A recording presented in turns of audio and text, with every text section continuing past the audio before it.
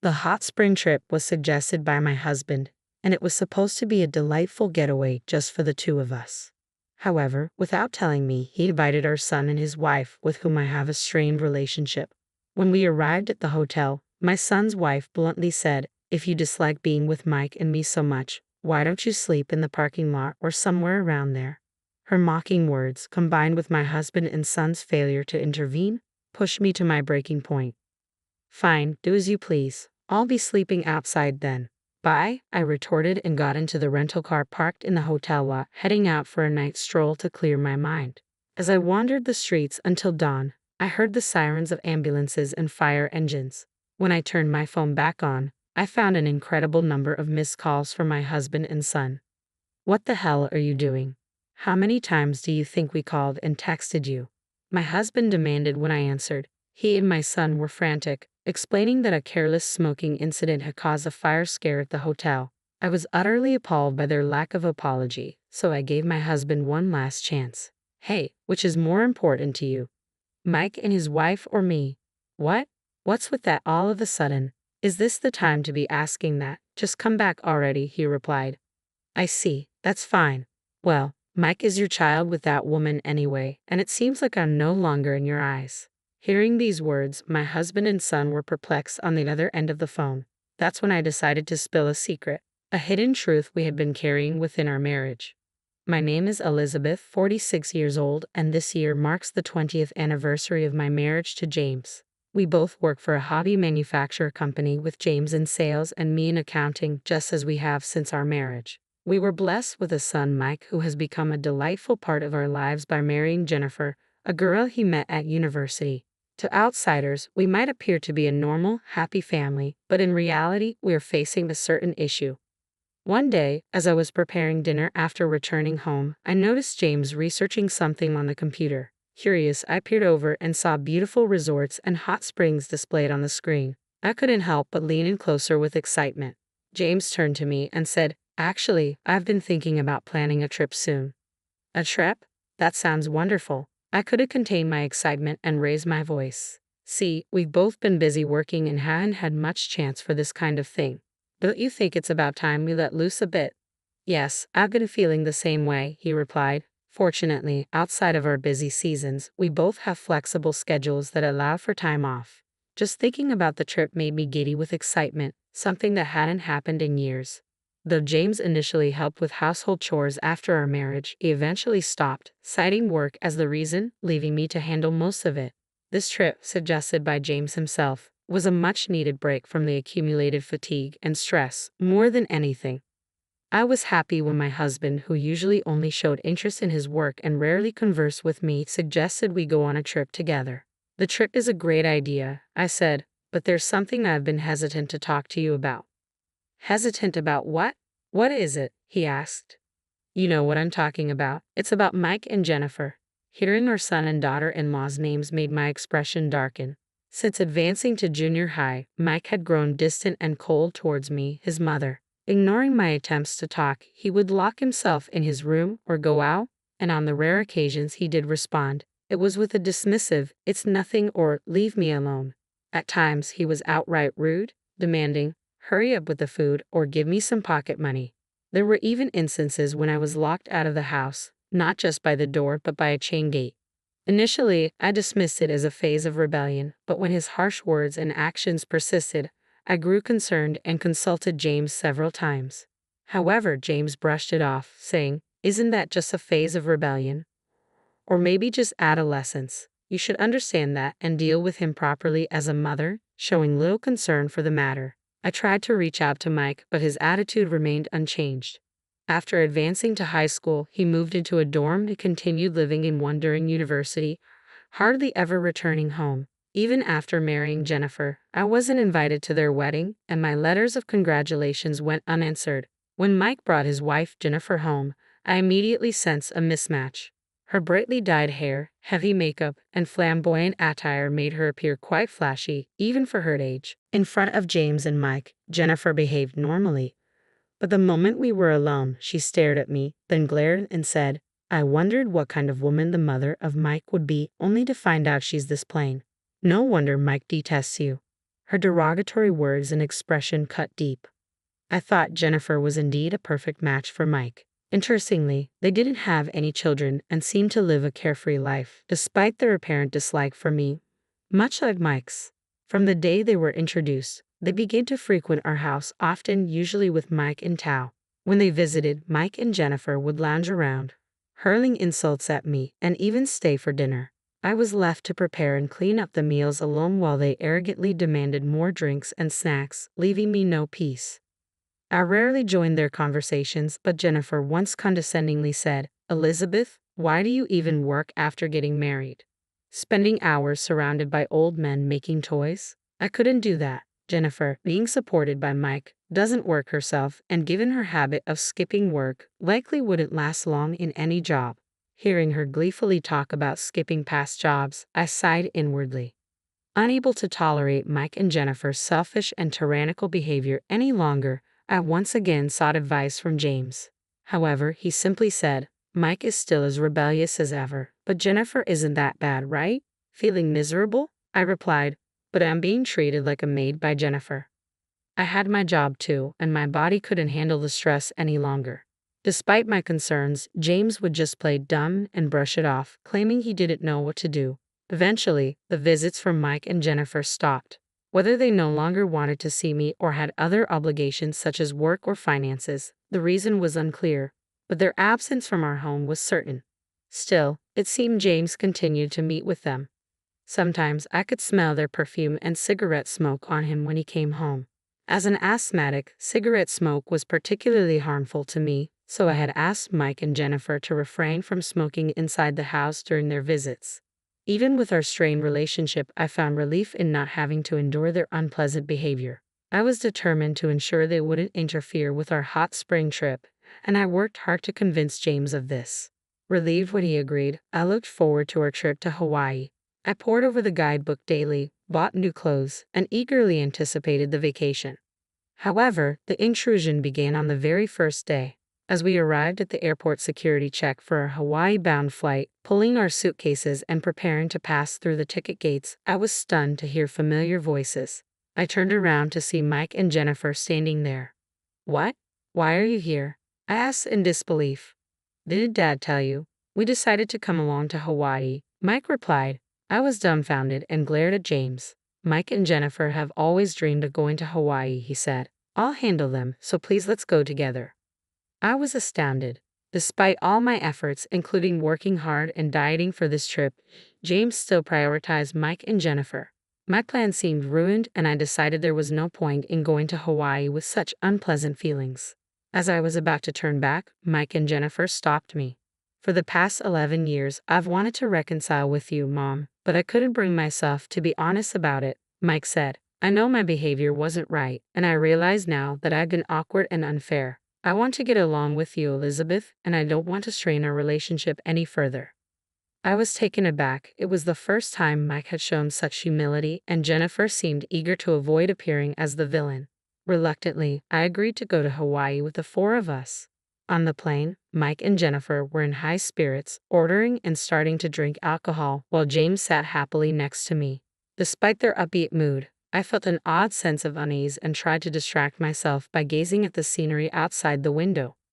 Upon arriving in Hawaii and renting a car, we started our trip based on the plan James had revised on the plane. However, it wasn't long before Mike and Jennifer began to ignore my presence, speaking only to James. At water-based attractions like Sea Life Park and Waikiki Beach, they would intentionally trip me, making me fall and get soaked. At lunch, they pushed their leftovers onto me, among other forms of harassment. The tension escalated after dinner when Mike and Jennifer came to our hotel room, wanting to drink. When James went downstairs to get some snacks, Mike and Jennifer, who had bought alcohol in Hawaii, sat on my bed without asking. Mike pulled out an ashtray and cigarettes. "Hey, this is a non-smoking room. Stop it, please," I said. "It's fine if we ventilate," Mike replied with an annoyed look, and Jennifer began to light a cigarette as well. Reaching my limit, I shouted, "Enough. Stop smoking in a non-smoking room. You'll get us thrown out if you don't follow the hotel's rules." "What's with you all of a sudden?" Mike retorted. "I told you before that I have asthma and can't handle cigarette smoke."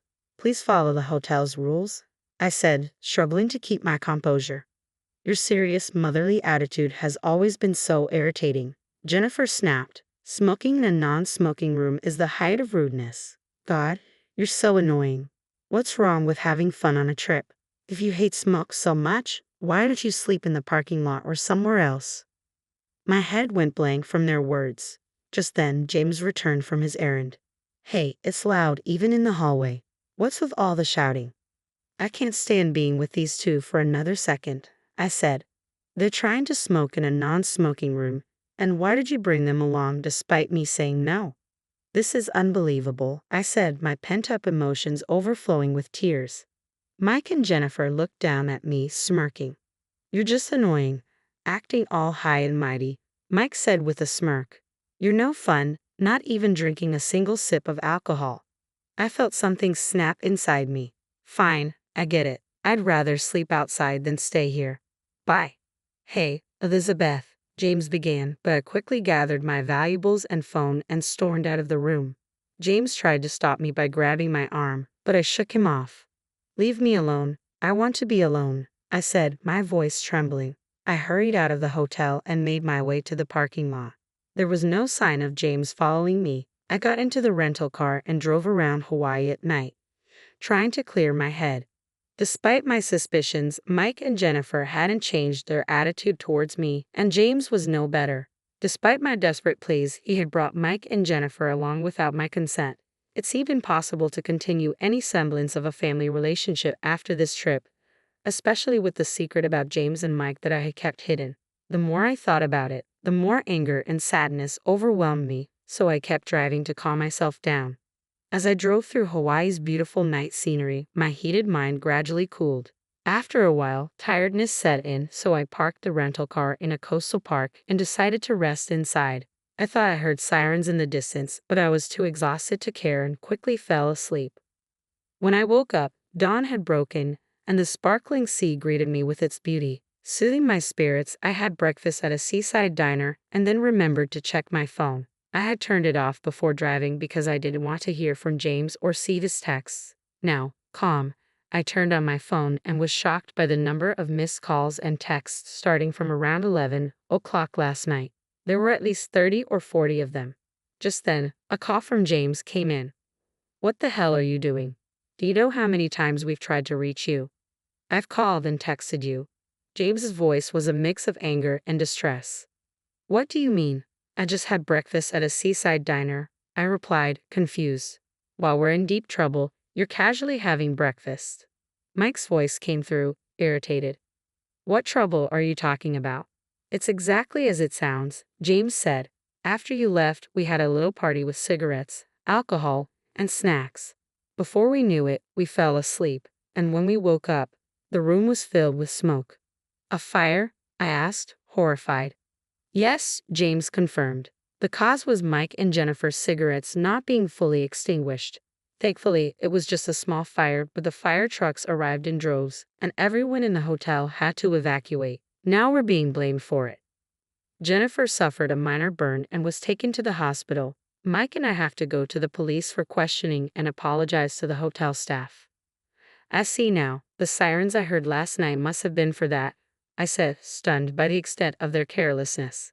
Then James, in his usual carefree and irresponsible manner, said, So, we're tied up here and can't leave. Can you go to the hospital and stay with Jennifer? The lack of apology and his prioritization of Jennifer over me made it clear that some things would never change. I decided to give James one last chance. James, who is more important to you, me or Mike and Jennifer? What? Why are you asking that now? This isn't the time, James replied, sounding bewildered. Well, I said, by then, I was completely disillusioned with James's attitude. Hey, what do you mean? Don't joke around at a time like this, James said, his frustration evident.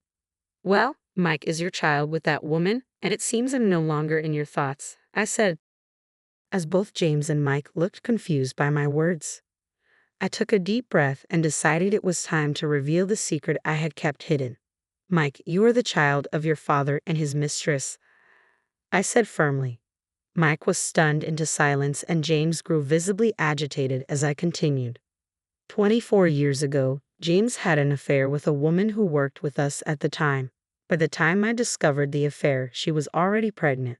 She had the audacity to tell me, "I'll give you the child, so don't demand any compensation." I found her contemptible, but I couldn't bear the thought of abandoning the child.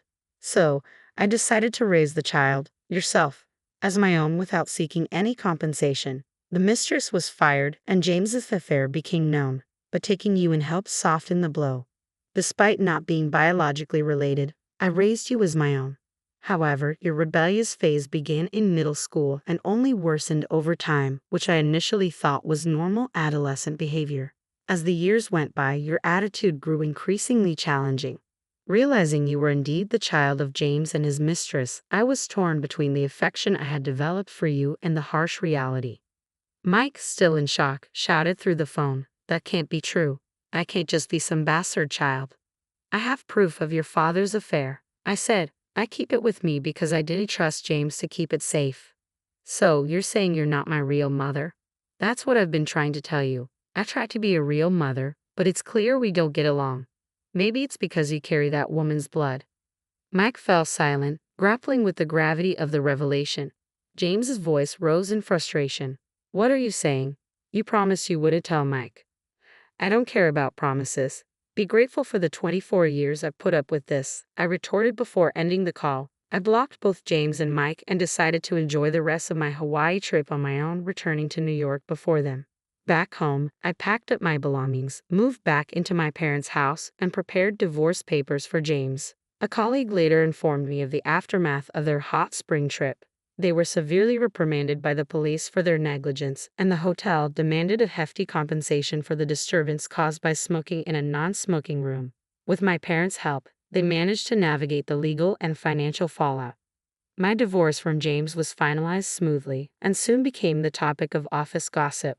James's work performance declined, leading to his quiet resignation.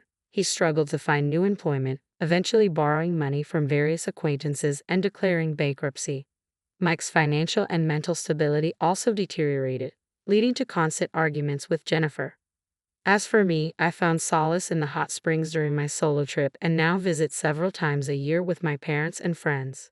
My work has flourished and I've been promoted to head of the accounting department. "Get out, you leech." My father's words hung in the air like smoke from a fired gun. I stood in the doorway of the house I'd been paying for since I was 21. Holding the groceries I'd just bought with my money, staring at the man who just called me a parasite. "You were just our backup plan," he continued, his voice dripping with contempt. "And frankly, we don't need you anymore. Trevor's business is finally taking off. Time for you to find your own place." Trevor. My younger brother who'd started 6 businesses in 5 years, all funded by my salary, all spectacular failures until this latest venture, a crypto trading platform that he claimed was about to explode. My parents had been singing his praises for weeks, how he was a genius, a visionary, the future of the family. I set the groceries down on the counter, $300 worth of food that would apparently be my last contribution to the household I've been sustaining for 7 years. "You want me to leave?" I asked calmly, pulling out my phone. Tonight, my mother chimed in from the living room, not even looking up from where she was online shopping with the credit card I paid off every month. "Trevor needs your room for his office. A successful businessman needs space to work. And you can leave the car keys," Dad added. "That's technically the family car since you bought it while living here." The family car. The 2019 Honda Accord I purchased with my own money, registered in my name, insured by me. But in their minds, everything I'd earned while living under their roof belonged to them. I smiled, actually smiled, because they had no idea what was coming next. "Okay," I said simply. "I'll pack my things." My father looked surprised at my lack of resistance. Good, finally showing some maturity. I went to my room, soon to be Trevor's office, and began packing. As I folded clothes into my suitcase, I made a series of phone calls, my voice low and professional. "Yes, I'd like to cancel the automatic payment. Effective immediately, no forwarding arrangement needed." One by one, I called them all. Electric company, gas, water, internet, the mortgage company, the car insurance for both family vehicles, my mother's credit cards, my father's golf club membership, Trevor's gym. every single bill that had been automatically deducted from my account for 7 years. 7 years. Since I graduated college and landed my job as a software engineer at a tech startup. My parents had guilt-tripped me into staying home to save money, but really, I'd become their personal ATM. Every raise I got meant they could spend more. Every bonus went to Trevor's latest business venture or my mother's shopping addiction or my father's golf trips. I paid approximately $400,000 over those 7 years. Rent, bills, groceries, insurance, Trevor's business ventures, my sister Diane's wedding, my parents' anniversary cruise, the new roof, the kitchen remodel. Everything. What are you smiling about? Trevor appeared in my doorway smirking. At 26, he still dressed like a college frat boy, despite insisting he was a serial entrepreneur. Just thinking about new beginnings, I said, carefully packing my laptop and the backup drives containing all my personal files and freelance work. Yeah, well, don't take anything that belongs to the family, he said. Mom said the TV in here stays. And the desk, and definitely the gaming computer. The gaming computer I built myself with $3,000 of my own money. Of course, I said. Wouldn't want to take family property. But I'd already removed the graphics card, the RAM, and the solid-state drive. The shell I was leaving behind was worth maybe $200. Trevor wouldn't notice until he tried to use it. My sister Diane arrived as I was carrying my second suitcase downstairs. She was the neutral one, the middle child who'd married rich and moved out 3 years ago. Maya, this is ridiculous, he said. Where are you even going to go? I have a place, I said. I didn't tell her about the apartment I'd secretly leased 2 months ago when I'd seen this coming.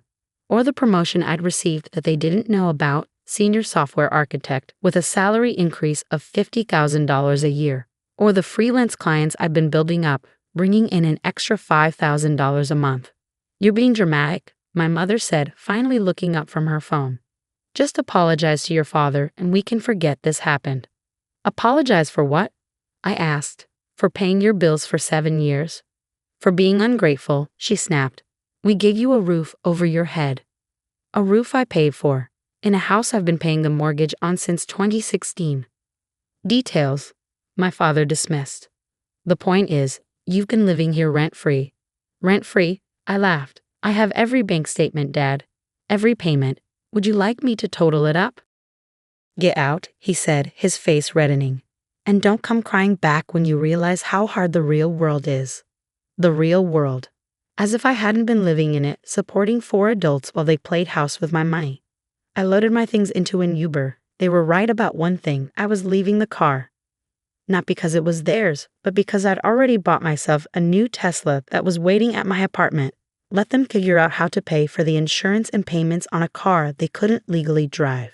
As the Uber pulled away, I sent one final text to the family group chat. As requested, I've removed myself from the household. I've also removed myself from all financial obligations. Best of luck with Trevor's new business. Then I muted the conversation. The first call came exactly 6 hours later, at 11 p.m. It was my mother, panic in her voice. Maya, the power just shut off. Did you forget to pay the bill? No, I said calmly. I canceled the automatic payment. It's not my bill anymore. But how do we pay it? The same way everyone else does. You log into the power company website and pay it. We don't have the login information. Then you'll need to call them and set up your own account. This is ridiculous. You can't just. I hung up. The next morning, the texts started rolling in. Dad, the mortgage company called. They say the payment was reversed. Fix this immediately. Mom, my credit card was declined at Nordstrom. This is embarrassing and unacceptable. Trevor. Yo, the internet's off. Can't run my business without internet. Stop being petty. Diane, Mom and Dad are freaking out. Can't you just pay the bills for this month while they figure things out? I responded to Diane only. They have Trevor's successful business income now. I'm sure they'll be fine. The truth came out by day 3. Trevor's successful crypto platform had exactly 12 users and had made a grand total of $340 in revenue. The investors he'd been bragging about were actually just other crypto bros on Discord who promised to promote his platform in exchange for free tokens. My father called me 17 times that day. I didn't answer. But I did listen to the voicemail he left. Maya, this is insane. We have $42 in a checking account. The mortgage is past due. The car insurance lapsed. Your mother's credit cards are all maxed out. We need you to come back. We may have been hasty. You're not a leech. You're family. Family helps each other. Family helps each other. Where was that sentiment when I was working 60-hour weeks to support them? Where was that when I missed my college reunion because I had to pay for Trevor's latest business failure? Where was that when I couldn't afford to go on vacation for 5 years because every penny went to maintaining their lifestyle? On day 5, Diane called from her own number. They're getting eviction notices, she said. The mortgage is 3 months behind. 3 months? I was genuinely surprised. I paid it 2 weeks ago. Apparently, Dad's been taking the mortgage money and putting it into Trevor's business. He assumed you'd always catch it up. So not only had they been spending my money, they'd been stealing it too. That's fraud, I said. He's been taking money I gave him for the mortgage and using it for something else. Maya, please, they're desperate. Dad's already asked me and Robert for money, but we just bought the vacation house. We don't have liquidity right now. The vacation house, their third property. But they didn't have liquidity to help the parents who were about to be homeless. I can't help them, I said. I'm just a leech, remember? 2 weeks later, I got a call from an unknown number. It was my father calling from a friend's phone. Maya, he said, his voice broken. We're staying with Trevor's friend, sleeping on an air mattress. Your mother has to take the bus to work. This is humiliating. I'm sorry to hear that, I said neutrally. We need your help. I'm sorry for what I said. You weren't a leech. You were the one holding everything together. Please come back. I have my own apartment now, Dad, my own life. Then at least help us get back on our feet. A loan, we'll pay you back. Like Trevor paid back the $80,000 I invested in his businesses. Silence. That was different. That was investment in the family future. And how's that future looking now? He hung up. 3 months after I moved out, I ran into my mother at a grocery store. She was in the generic section, counting coupons. The woman who used to spend $500 on a single shopping trip without blinking was now buying store-brand cereal. Maya, she said, her voice small. You look good. I did look good. Living without the constant stress of supporting 4 adults had done wonders for my health. I'd started working out, sleeping better, even dating someone. Things I'd never had time or money for before. Thanks, I said. How are things? We're managing. Trevor got a job at Best Buy. Your father's working at the golf club he used to be a member at. I've taken a second job. That must be hard, I said, and I meant it. Not with satisfaction, but with genuine sympathy. They were in their late 50s, starting over because they'd never learned to manage their own lives. We were terrible to you, she said suddenly, tears in her eyes. We treated you like an ATM, not a daughter, and when Trevor showed a tiny bit of success, we threw you away. Yes, I said simply. You did. Is there any chance you could forgive us? Not move back, not pay our bills, just be our daughter again. I thought about it for a long moment. Maybe someday, I said. But not today. You need to learn to stand on your own feet first. All of you. She nodded, wiping her tears. I understand. As I walked away, my phone buzzed. It was a notification from my investment app. The startup I'd been able to invest in with the money I was no longer spending on my family had just gone public. My $50,000 investment was now worth $400,000, the exact amount I'd spent supporting them over 7 years. I sat in my Tesla, looking at the number on my screen, and laughed. Then I did something I'd never been able to do before. I donated $10,000 to a charity that helped young adults escape financial abuse from their families. The dedication line read, "For all the backup plans to become their own success stories." 6 months later, I got a wedding invitation from Diane. At the bottom, in her handwriting, "Mom, Dad, and Trevor are invited but will be seated separately from you if you choose to come." I marked "will attend" and sent it back. At the wedding, my father approached me during the reception. He looked older, tired, but also somehow more genuine than I'd ever seen him. "Your mother told me about the grocery store," he said. "About what you said. You were right. We needed to learn to stand on our own feet. And have you? I asked. We're trying. It's hard, but Trevor's actually keeping a job for once. Your mother and I are in counseling, where we're facing what we did to you. That's good, I said. I know I have no right to ask, he said, but I'm proud of you. The real you, not the ATM we turned you into. The daughter we should have seen all along. I nodded, not trusting myself to speak. Maybe, he said hesitantly, maybe we could have coffee sometime. No requests, no money talk, just coffee. Maybe, I said. Call me in a few months. We'll see. As I watched him walk back to his table, the regular guest table, not the family section, I realized something. They called me their backup plan, but they'd gotten it backward. I was never the backup plan. I was the only plan that had ever actually worked. And now finally, I was nobody's plan but my own. The smell of burning canvas and oil paint drifted through my bedroom window like a declaration of war.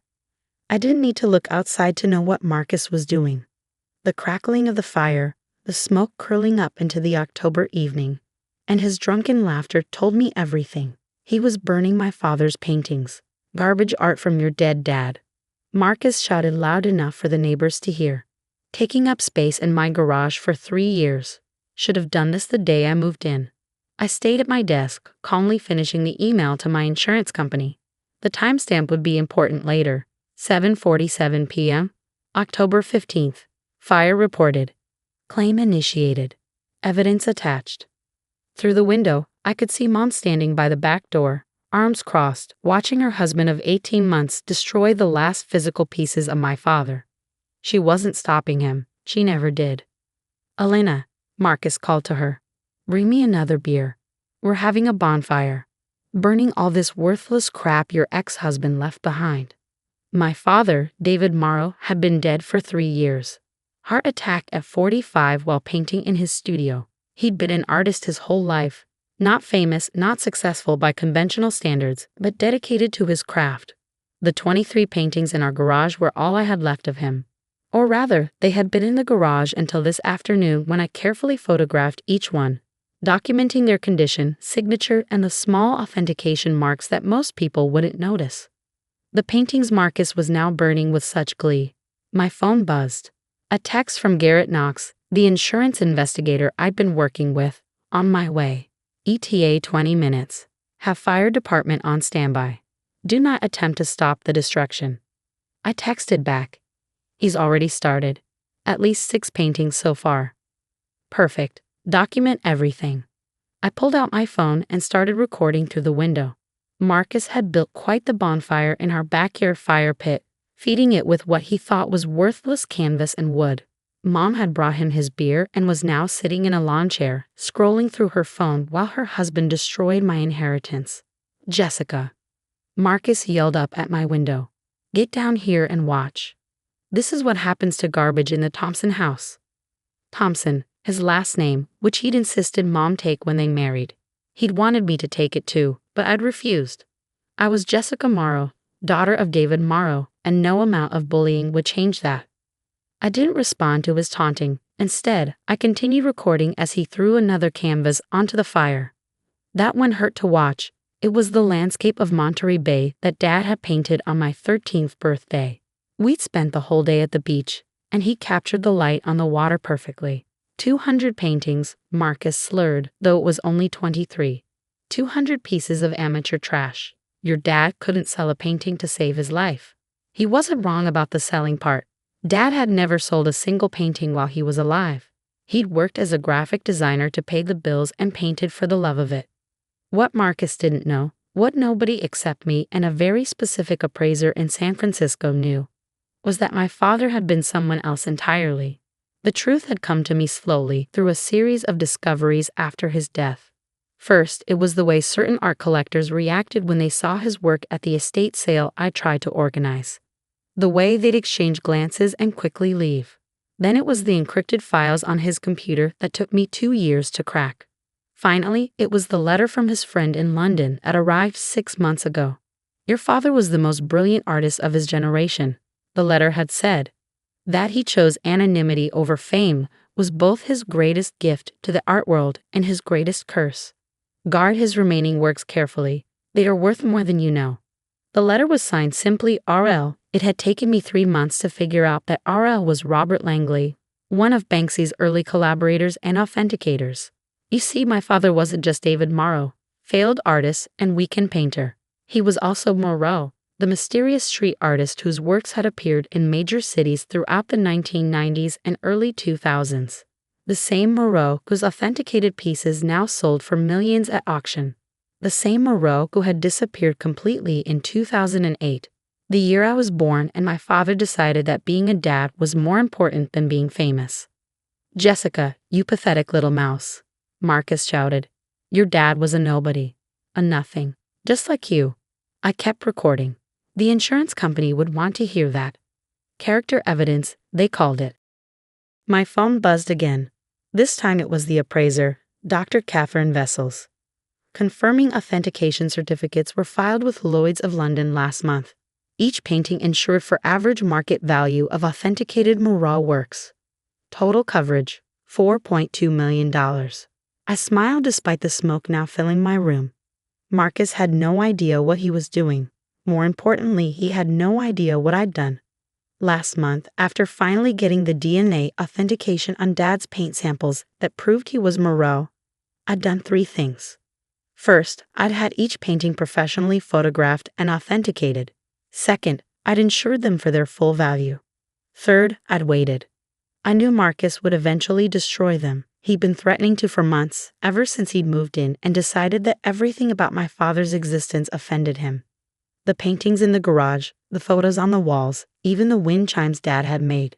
Marcus wanted it all gone. Mom had slowly given in to most of his demands. The photos came down. The wind chimes disappeared. But the paintings had remained in the garage, protected by my threats to call the police if he touched them. I was 17 then, and he backed off. Now I was 18, legal adult, owner of my father's estate, and fully capable of making my own insurance claims. Through the window, I watched Marcus throw another painting onto the fire. The oils in the paint created green and blue flames that danced against the evening sky. It would have been beautiful if it wasn't so calculated. 15 minutes out, Garrett texted, "Local PD is with me." The police? That was a bonus I hadn't expected, but it made sense. $4 million in property damage wasn't just an insurance claim, it was a felony. Marcus had moved on to the larger canvases now, the ones that barely fit in the fire pit. He was having to break them apart first, snapping the frames with his boots and tearing the canvas. Mom had stopped watching, gone inside to make dinner as if this was just another Tuesday night. "Hey Thompson," our neighbor, Mr. Curtis, called over the fence. "That smoke is getting pretty thick." "Mind your own business, old man," Marcus shouted back. "This is my property. I'll burn whatever I want." Actually, it wasn't his property. The house was still in my mother's name alone, a detail from the prenup she'd insisted on after her experience with my father's death and estate complications. Marcus had no legal claim to the house or anything in it, including the paintings he was destroying. My phone rang. It was Garrett. "Jessica, I'm 5 minutes out. Can you confirm the subject is still actively destroying the paintings?" "Yes," I said, watching Marcus wrestle with a particularly large canvas. "He's burned approximately 15 of the 23 paintings so far." "And you have documentation of your ownership?" "Everything.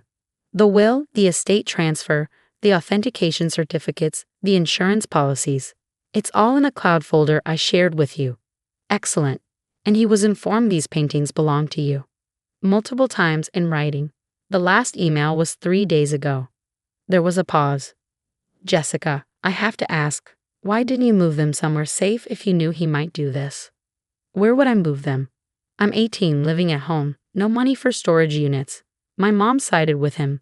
I had nowhere safe to put them." I paused, then added the part that would matter in court. "Besides, he said if I moved them, he'd kick me out. I have that in text messages too." "Smart girl. Sit tight. This is about to get very interesting." I watched Marcus throw the last painting onto the fire. 23 works by one of the most important street artists of the modern era, reduced to ash and smoke.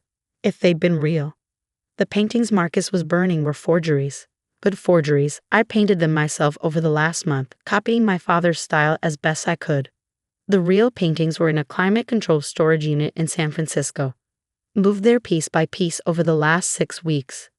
The authentication process had required the originals, but the insurance photos had been carefully taken to be ambiguous about certain details. Marcus was destroying evidence of his own crime, not realizing the evidence was fake and the crime was still real. The doorbell rang at 8:23 p.m. I heard Mom's surprised voice, then footsteps on the stairs. My bedroom door opened and she stood there, face pale. "Jessica, there are police officers here, and someone from an insurance company. They want to talk to Marcus." I stood up slowly, tucking my phone with all its recorded evidence into my pocket. They should probably talk to him before he destroys any more of my property. "Your property? Those were just your father's old paintings."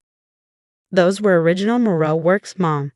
Dad was Moreau, the street artist, the one whose painting sold for $6 million at Sotheby's last year." The color drained from her face completely. "That's impossible. I have the authentication papers. Had them for a month now. I tried to tell you, but you said I was being dramatic about Dad's hobby." She sank against the doorframe. "How much? How much were they worth?" "The collection?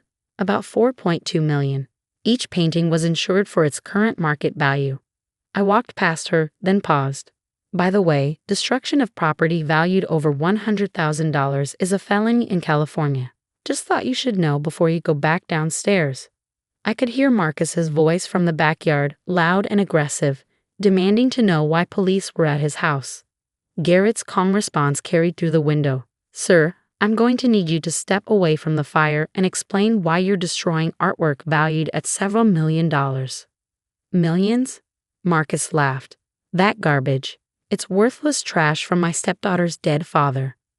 "Sir, I have authentication certificates here showing these paintings are original works by the artist Moreau, authenticated last month by the Langley Foundation and insured by Lloyd's of London. The owner, Jessica Morrow, filed a claim 45 minutes ago stating you were destroying them without permission." The silence that followed was beautiful. I made my way downstairs and out to the backyard, where Marcus stood frozen between the dying fire and 3 police officers. Garrett, a tall man in an expensive suit, was photographing the scene with professional equipment. "Miss Morrow." He turned to me. "Can you confirm these ashes are the remains of your father's paintings?" "Yes," I said clearly. Marcus Thompson destroyed all 23 paintings that were stored in the garage. I have video of him doing it, despite my repeated requests for him to stop. Marcus finally found his voice. "This is bullshit. There's no way those paintings were worth millions. Her father was a nobody." Garrett pulled out his tablet, showing a news article from last year. The headline read, "Anonymous Moreau painting sells for record $6 million at auction."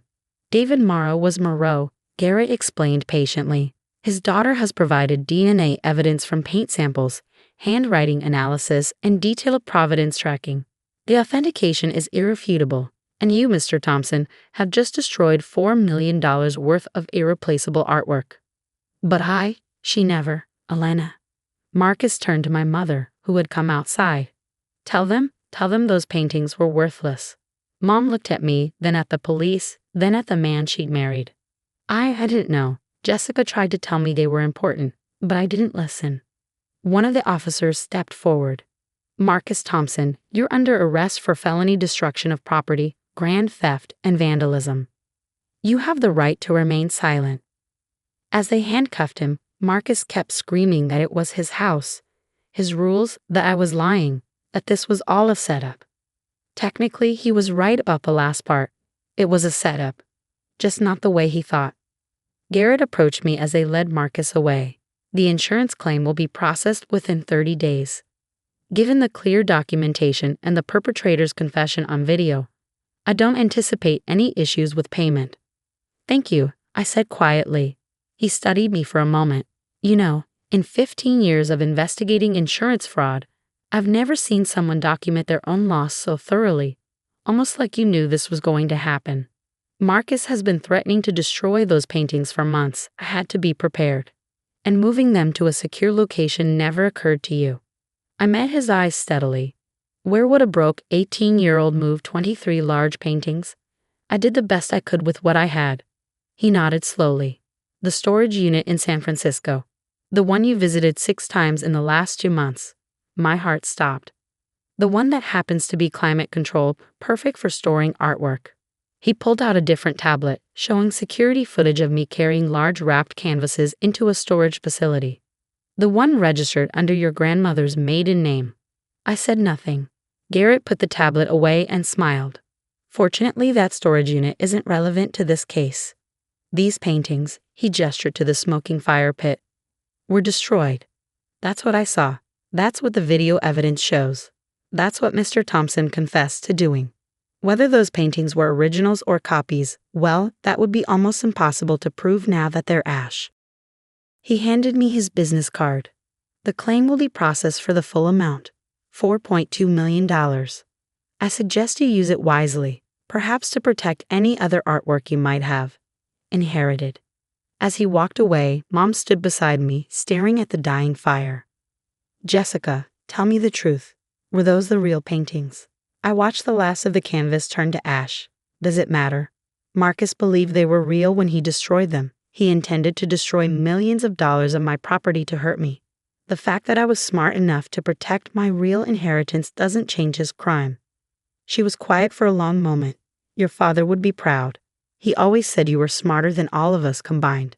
He also said to never let anyone burn your dreams. I turned to go inside.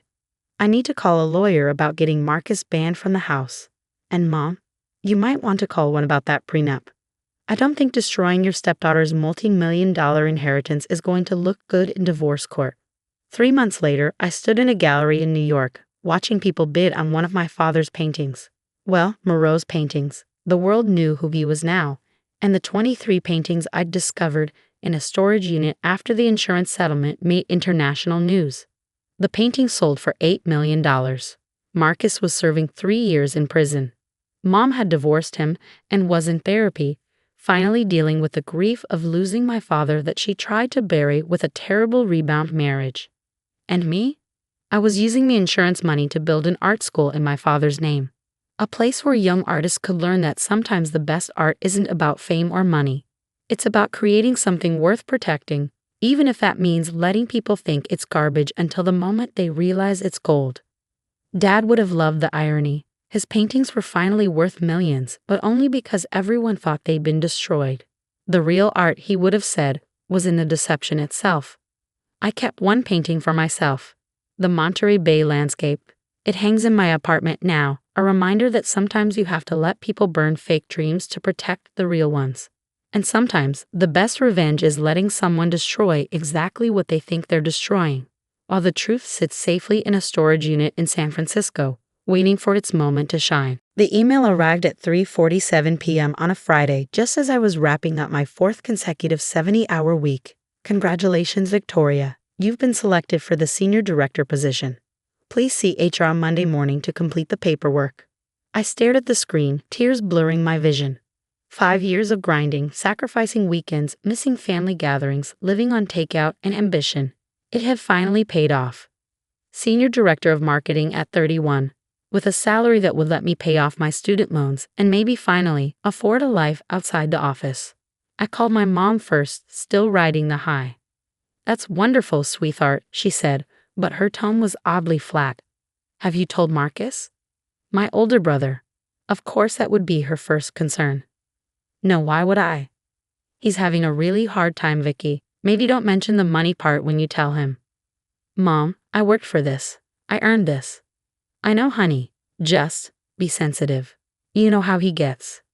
I knew exactly how he got. Marcus, 3 years older, and somehow still convinced the world of his success without effort. Marcus, who'd been fired from 6 jobs in 4 years for various combinations of not showing up, insubordination, and what his last employer called gross incompetence. Marcus, who had 2 kids with his wife Brittany and used them as an excuse for why everyone else should solve his problems. I decided not to call them at all. By Sunday night, I regretted that decision. My phone had been blowing up with texts from various family members, all variations of the same theme. Think about what's best for the family. Marcus has children to feed. Don't be selfish. Blood is thicker than water. The story, as I pieced together, was this. Mom had told Marcus about my promotion. Marcus had immediately decided that I should either give him the job or give him half my salary. When Mom gently suggested that wasn't how jobs worked, he'd gone nuclear, calling every aunt, uncle, and cousin with his sob story about his selfish sister who cares more about money than family. I was contemplating changing my number when my dad called. "Victoria, we need to discuss this promotion situation." "There's no situation, Dad. I got promoted. End of story. Your brother has 2 children. Your brother has a wife with a job and 2 hands that could also hold a job. Don't be flippant. A man needs to provide for his family." Then he should have thought of that before getting fired from Costco for stealing electronics. Silence. Then, that was never proven. "Dad, they had him on camera. The point is, he needs this more than you do. You're single. No kids, you can live on less." I'm hanging up now. "I already called your boss." My blood turned to ice. "You what?" I explained the situation to Mr. Davidson. How it would be better for everyone if Marcus got this opportunity instead. He seemed very interested in what I had to say. I hung up and immediately called my boss's cell. No answer. Then his assistant. Also no answer. It was Sunday night. Of course they weren't answering. I didn't sleep that night. Monday morning, I arrived at the office at 6:30 a.m., 3 hours before my HR appointment. My boss's car was already in the parking lot, which was unusual. So was the head of HR's and legals. My stomach dropped. At 7 a.m., my desk phone rang. "Victoria, could you come to conference room A, please?" The walk felt like a funeral march. Inside the conference room sat my boss, Greg Davidson, HR director, Linda Martinez, and 2 people I didn't recognize. A man and woman in serious suits that screamed legal. "Sit down, Victoria," Linda said gently. Too gently. "Am I being fired?" The words tumbled out. "What?" "No." Greg looked genuinely shocked. "Why would you think?" "No, Victoria. You're not fired. But we need to discuss some serious allegations that were brought to our attention." "My father." "Your father called me yesterday," Greg confirmed. "He made some very interesting claims about you. Said you've been stealing from the company to fund a gambling addiction. That you manipulated performance reviews. That you threatened to blackmail me if you didn't get this promotion." I felt the blood drain from my face. "He said what?" "He also said," Linda interjected, "that your brother Marcus would be willing to testify to all of this in court, as he'd witnessed your crimes firsthand." That's insane. Marcus has never even been to this office. "We know," the male lawyer said. "We checked visitor logs. But that's not the interesting part." He slid a piece of paper across the table, a printout of a LinkedIn message. From Marcus Chen to Greg Davidson. Subject: Business proposition. "If you fire my sister and hire me instead, I can guarantee the fraud investigation goes away. I have documents that prove she's been embezzling. Meet me and let's discuss terms. I'm much more reasonable than her, and I actually need this job. Win-win." "When did you receive this?" I asked. 2 hours after your father's call," Greg said, which was interesting timing. Even more interesting was the attachment. Another paper slid across. A crudely photoshopped bank statement showing deposits from our company account to an account with my name on it. Except the account number was wrong. The bank logo was from a bank I'd never used, and the amounts were ridiculous. Who embezzles exactly $10,000 every month for a year? "This is fake," I said. Obviously, Linda agreed. Our forensic accountant took one look and laughed. But here's where it gets really interesting. We decided to play along. "I don't understand." "We invited your brother in for an interview," the female lawyer explained. "Told him we were very interested in his information about your criminal activities." My mouth went dry. "And?" "He showed up with a box of evidence.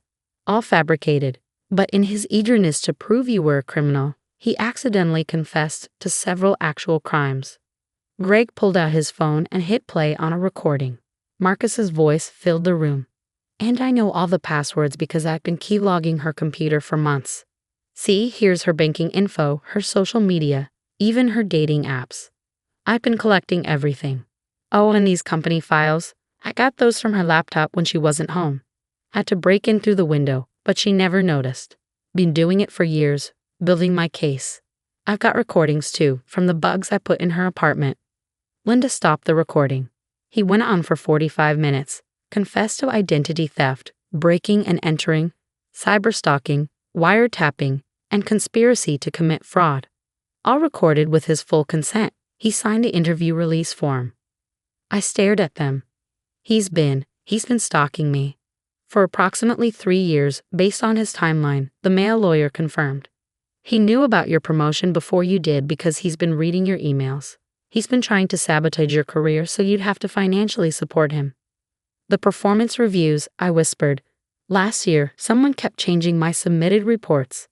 That was him. He showed us how he did it. Proud of it, actually. Linda's voice was disgusted. He also took credit for the anonymous complaint about you that we received 6 months ago. The one that triggered a full investigation and found nothing. My hands were shaking. Why? Why would he do this?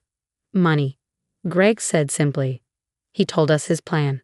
Get you fired, use your crimes as blackmail to force you to support him, or take your job and income for himself. He seemed to think we'd be impressed by his initiative. Where is he now? In custody, the female lawyer said. We called the police while he was still presenting his evidence. He's being charged with multiple felonies. I sat back, trying to process everything. My brother, my own brother, had been systematically trying to destroy my life for 3 years. And my parents. My father was in on it, I said. It wasn't a question. We don't have evidence of that, Linda said carefully, but given the coordination of the calls, I need a restraining order. Already in progress, the male lawyer assured me. Against your brother. We'd recommend one against your father as well. And my job? Greg smiled for the first time. Your promotion stands. In fact, given what you've apparently been dealing with while still exceeding every performance metric, I'm recommending you for the executive track program. Anyone who can handle this level of personal sabotage while maintaining your professional standards deserves fast tracking. I don't know what to say. Say you'll help us prosecute, the female lawyer said. Your brother's activities weren't limited to you. We found evidence he's been doing similar things to former employers, ex-girlfriends, even your parents. My parents? He's been siphoning money from their accounts for years, small amounts they wouldn't notice, adding up to approximately $47,000. I thought about all the times my parents have struggled financially, all the times they'd asked me to help out just this once, all while Marcus was stealing from them. They won't believe it, I said. They'll say I set him up. Probably, Linda agreed. But that's not your problem anymore. I signed the paperwork for my promotion in a daze. The salary was even higher than I'd expected. Hazard pay. Greg joked weakly, for what I'd been through. By lunch, my phone was exploding again. Word had gotten out about Marcus's arrest. The family narrative was predictable. I'd set up my poor brother, jealous of his family life, trying to destroy him out of spite. My mother's voicemail was bitter. How could you? He has children. He made one mistake and you've ruined his life. You've always been jealous of him. Well, congratulations, Victoria. You win. You've torn this family apart. I didn't respond. What was the point? They'd never believe that their favorite son had betrayed us all. That afternoon, the detective on the case called. Ms. Chen, we've reviewed your brother's computer. There's a lot. Photos, recordings, logs of your movements. He's been tracking you for years. Tracking me for what? I asked. He was planning to discredit you and take over your life. He believed he deserved your success. That's unbelievable. His attorney is building an insanity defense, the detective said. And there's more. We found messages with someone labeled Dad about a second phase. Of course, my father. What was phase 2? Getting you committed. They even had a doctor willing to help. I sat down, shaken. My own father and brother were plotting to discredit me to gain control over my life. You should stay somewhere else for a while, the detective advised. We found hidden devices in your apartment. 17. I was horrified. My company relocated me temporarily and arranged security. Marcus showed up at my office demanding his job, violating a restraining order. He was arrested again. Calls poured in from relatives, repeating the same line. Family helps family. No one acknowledged what had really happened. When I sent them the report, they called it fake. Aunt Helen said, even if it's true, he only did it out of desperation. He tried to take everything from me. You can't prove that was the intention. It was all documented. Family forgives. I hung up. 6 months later, Marcus pled not guilty by reason of mental illness. His lawyer painted him as a struggling father and me as the cold sibling who refused to help. The prosecution showed a different version: repeated theft, lies, and escalating behavior. The evidence spoke for itself.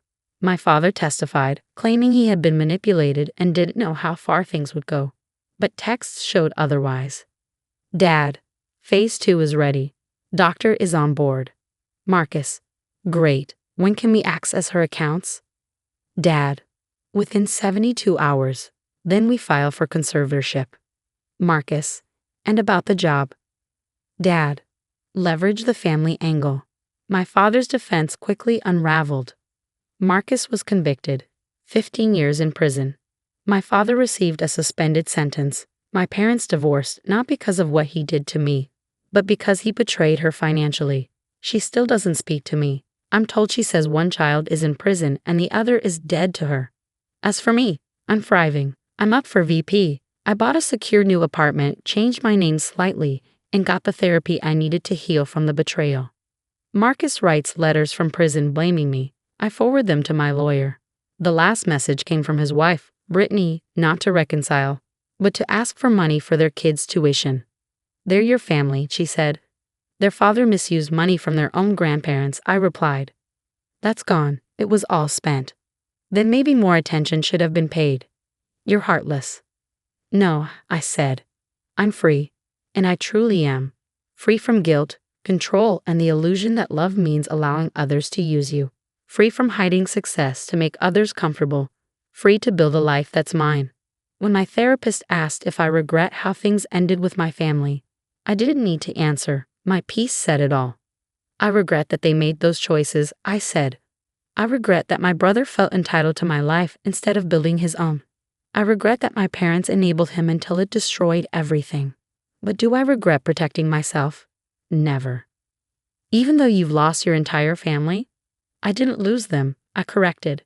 I escaped them. There's a difference. The promotion that started all this, it's just a line on my resume now.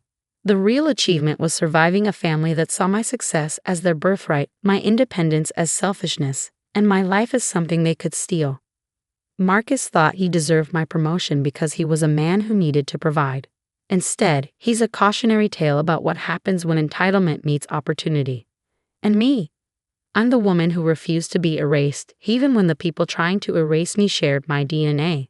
Turns out that's worth more than any promotion. The candles on Dad's birthday cake flickered like tiny spotlights, illuminating the smirks around the dining room table. 65 candles meant a lot of light, but somehow I still felt invisible as my brother Connor held court, describing his latest ventures in commercial real estate.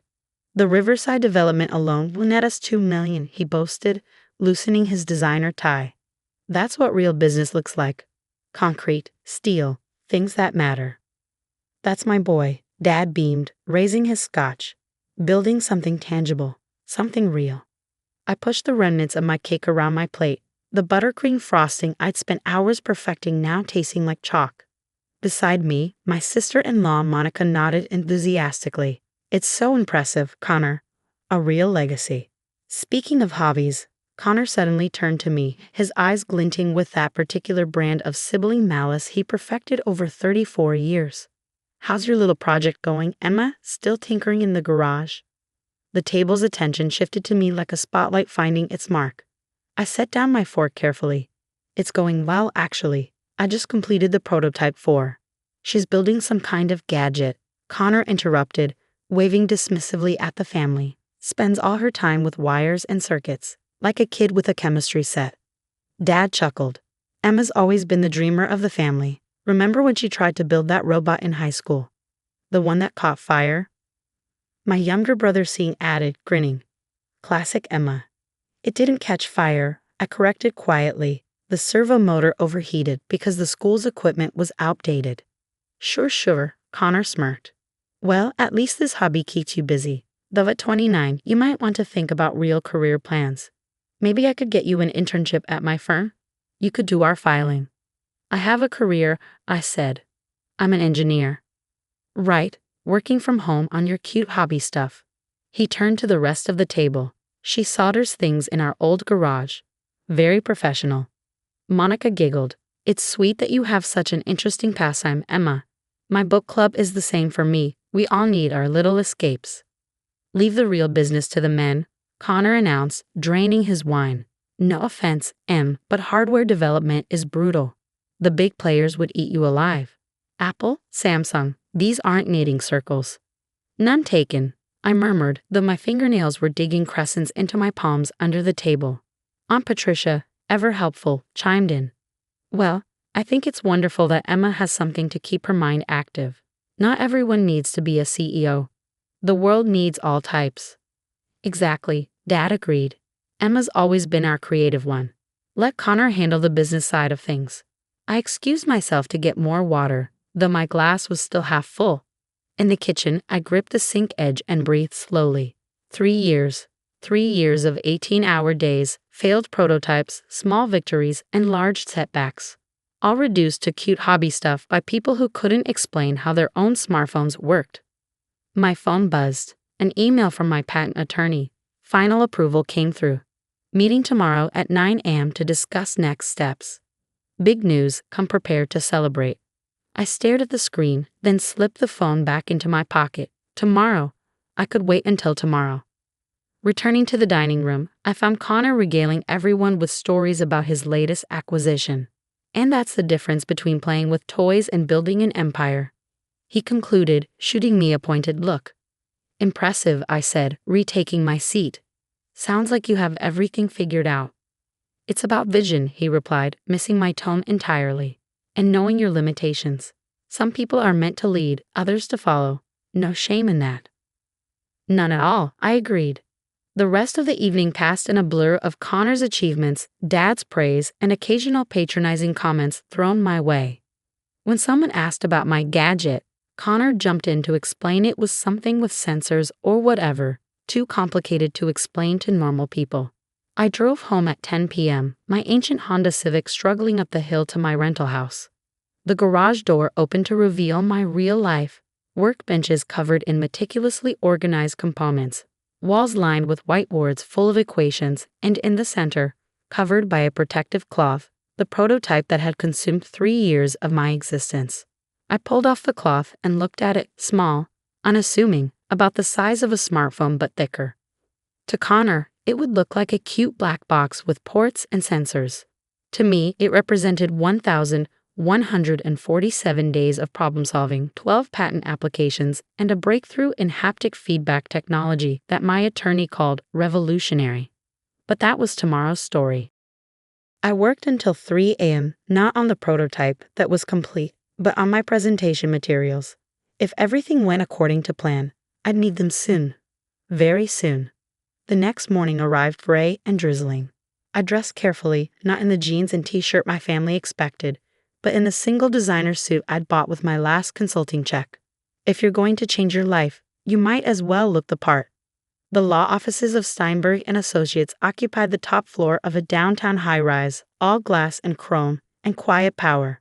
I'd been here dozens of times over the past year, but today felt different. Today felt final. Emma, Richard Steinberg himself greeted me, which was unusual. He typically left client meetings to his associates. Come in, we have visitors. The conference room held 3 people I didn't recognize, 2 men and a woman, all in the kind of understated, expensive clothes that whispered rather than shouted success. Emma Hayes, Richard said, meet the team from Apple's Special Projects Division. My heart stopped, then resumed at double speed. I shook hands, proud that mine remained steady. Ms. Hayes, the woman, clearly the leader, said, I'm Sarah Chen, VP of Emerging Technologies. We've been following your patent applications with great interest. All 12 of them, one of the men added. Particularly the haptic feedback innovations. Your approach to neural response mapping is unexpected. Unexpected good or unexpected bad? I asked. Sarah smiled. Unexpected in the way that makes our entire R&D department wish they'd thought of it first. Richard gestured for everyone to sit. Emma, they flew in from Cupertino specifically to meet you. They have a proposal. We've tested your prototype, Sarah said, sliding a folder across the table. Or rather, we've tested the prototype you submitted to the patent office. We assume the current version is more advanced. I nodded, trying to process how Apple had gotten access to my submission. Then again, Apple. The applications are significant, she continued. Accessibility for visually impaired users, enhanced gaming experiences, medical diagnostics. Your technology could revolutionize how humans interact with devices. That was the idea, I managed. We'd like to acquire your patents, Sarah said simply. All of them. And we'd like to hire you to lead the integration team. One of the men opened his laptop.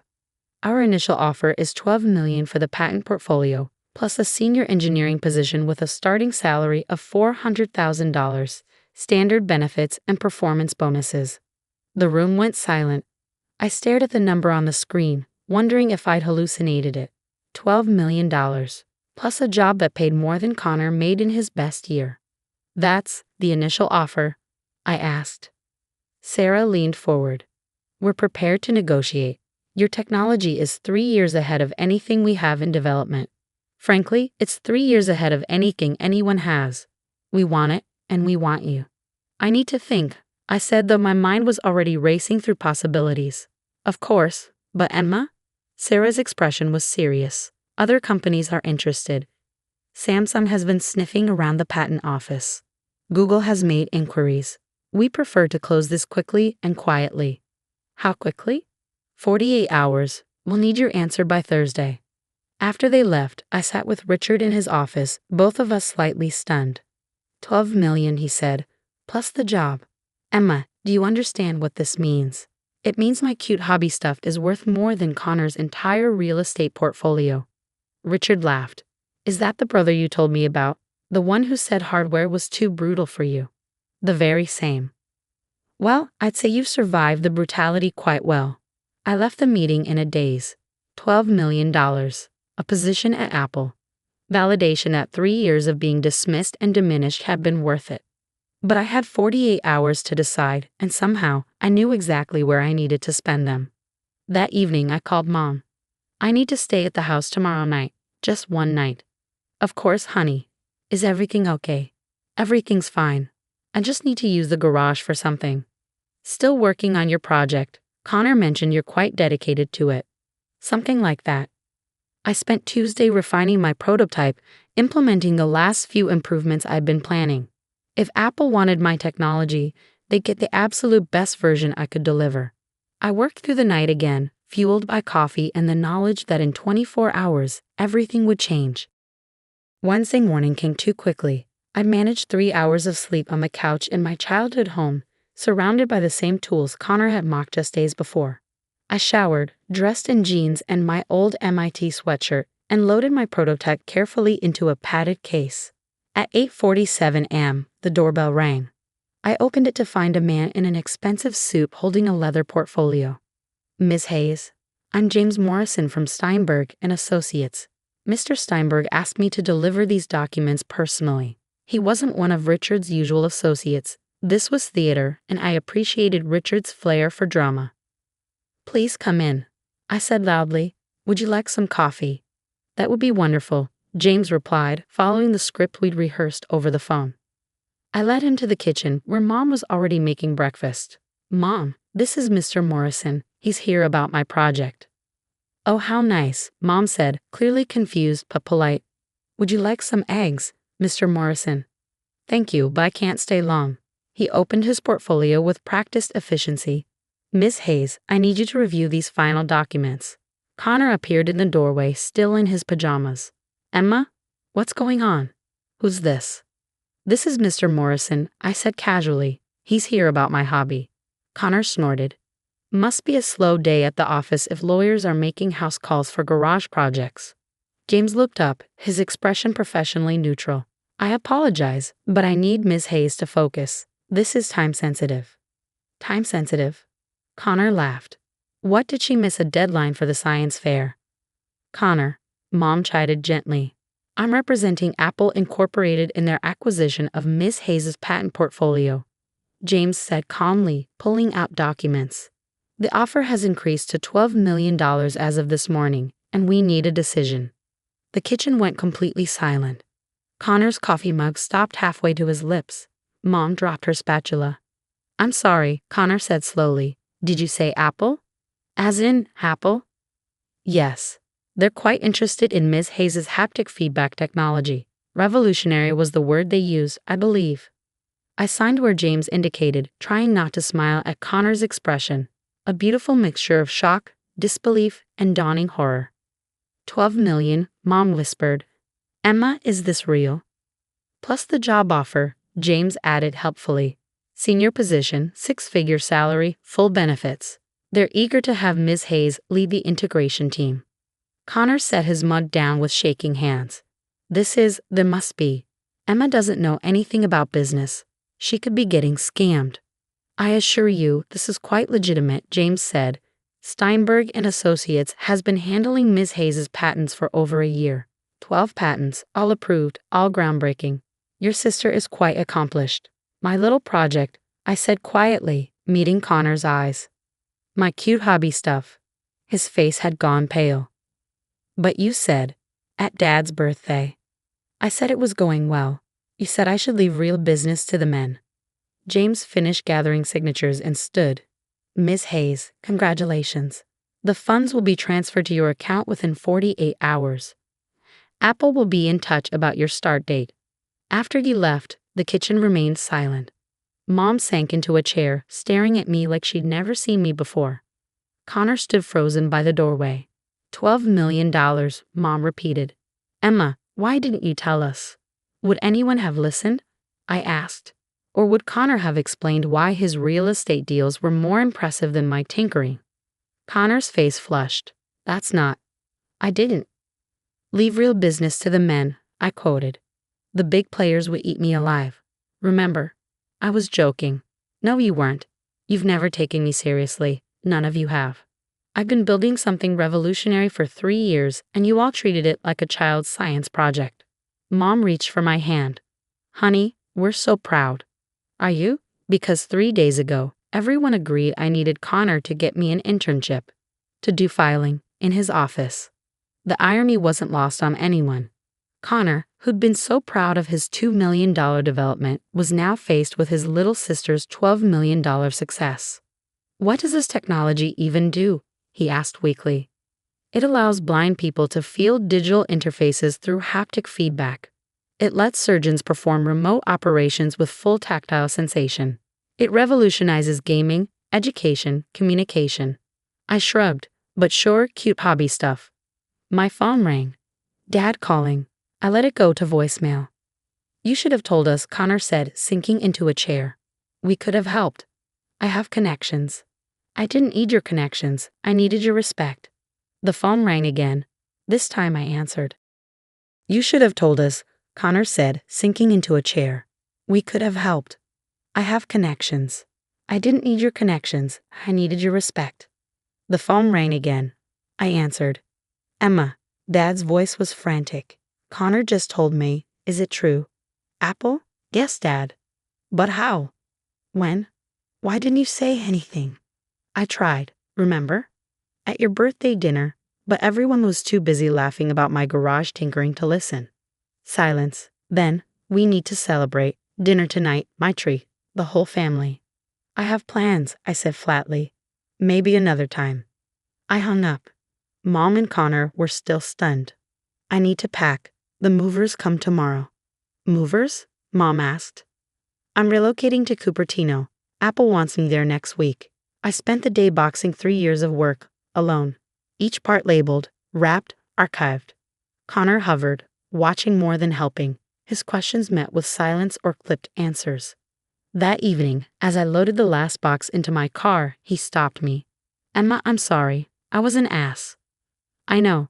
You were always quiet about it, working alone in the garage. I thought. You didn't think, you judged. He looked down. What you've built, it's incredible. Spare me the late compliments. You called it cute hobby stuff, remember? I do. His voice cracked, and I was wrong. I said nothing. The garage lights flickered off behind me, one last click of the switch. You're going to be running projects at Apple. You're everything I wanted to be. No, I'm what you never bothered to imagine I could be. We stood in silence. The driveway stretched between us like a closed book.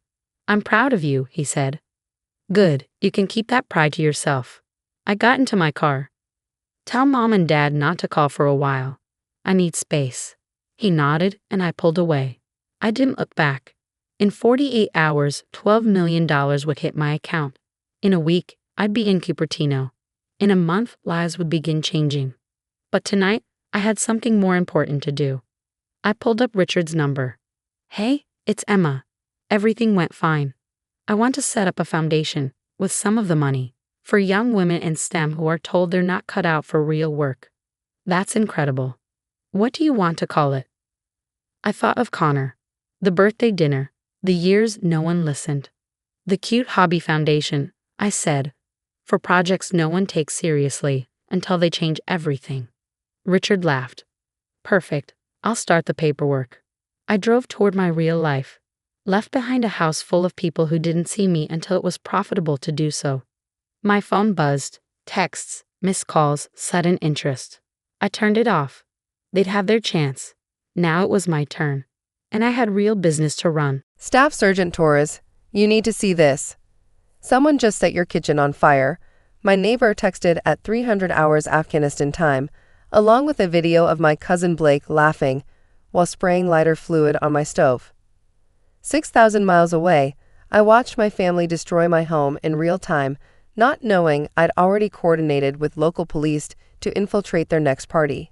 But would they arrest them before my cousins discovered the safe containing evidence that could destroy more than just my house? My name is Isabella Torres, and this is how I took down my own blood from a war zone. I bought the house in Austin, Texas, 3 years earlier. Nothing fancy, a 2-bedroom ranch with good bones and a VA loan. Every deployment paycheck went toward improvements, new roof, security system, converting the garage into a home gym. It was my sanctuary between deployments, my proof that I was building something beyond the uniform. My family saw it differently. Must be nice having government money, my cousin Blake sneered at the housewarming. Some of us actually work for a living. Blake was 32, unemployed, living in his mother's basement. His work consisted of failed crypto schemes and borrowing money he never repaid. His sister Vanessa wasn't better, 28, 3 kids by 3 fathers, constantly posting about boss babe life while selling pyramid scheme vitamins. She'd walked through my house that day like a realtor, mentally pricing everything. Military pays for all this? She'd asked, eyeing my electronics. Combat pay and not having kids I can't afford, I'd replied. She blocked me on social media for a week. My deployment to Afghanistan came suddenly in March. 12 months, maybe 18. I'd done it before, knew the drill. Secure everything, forward mail, suspend subscriptions. But this time, something felt off. You need someone to check on the house. My Aunt Linda offered. Blake and Vanessa's mother, my father's sister. Sweet woman, but blind to her children's faults. I've got it covered, I said, not mentioning the smart security system with cameras in every room, all accessible from my phone. Family should help family, she insisted. I'll have Blake drive bi-weekly. I should have said no harder. Should have been ruder. But she'd been kind to me after my parents died, and I felt obligated. Just drive by, I emphasized. I have cameras. I'll know if anyone goes inside. 2 months into deployment, everything seemed fine. Blake would text photos of the exterior, all good, cuz. Collecting the $50, I'd Venmo him for gas money. The cameras showed empty rooms, undisturbed peace. Then month 3, I got an alert at 200. Motion detected, living room. I opened the app to find Blake inside. Vanessa beside him, both laughing. She's in Afghanistan getting shot at, Blake said directly to my hidden camera, not knowing it was there. What's she gonna do, fly back? They were checking things out, they said to each other. Opening drawers, examining electronics. Vanessa taking photos of my grandmother's jewelry box. I screen recorded everything and texted Blake. Get out of my house. Now. His response. Chill. Just making sure everything's good. You're paranoid. They left, but the damage was done. They tested boundaries and found them crossable. Month 4. Another alert. This time, 15 people in my living room. Music blasting, alcohol everywhere, strangers sitting on my couch, going through my bedroom. She's overseas, she'll never know. Blake announced to the party, beer in hand, standing on my coffee table. I called the police from Afghanistan. They said without proof of forced entry or immediate danger, it was a civil matter. Blake had a key, the one he'd copied from the spare I'd stupidly let him use once. The parties became weekly. Every Friday, my phone would explode with alerts. I'd watch, helpless, as strangers invaded my space. They went through my closets, tried on my clothes, used my bed for activities I don't want to describe. Vanessa started charging admission. $20 a head to party at the abandoned soldier house. She advertised on social media, careful to block me and anyone who might tell me. I screen recorded everything. Every broken glass, every stolen item, every moment of violation.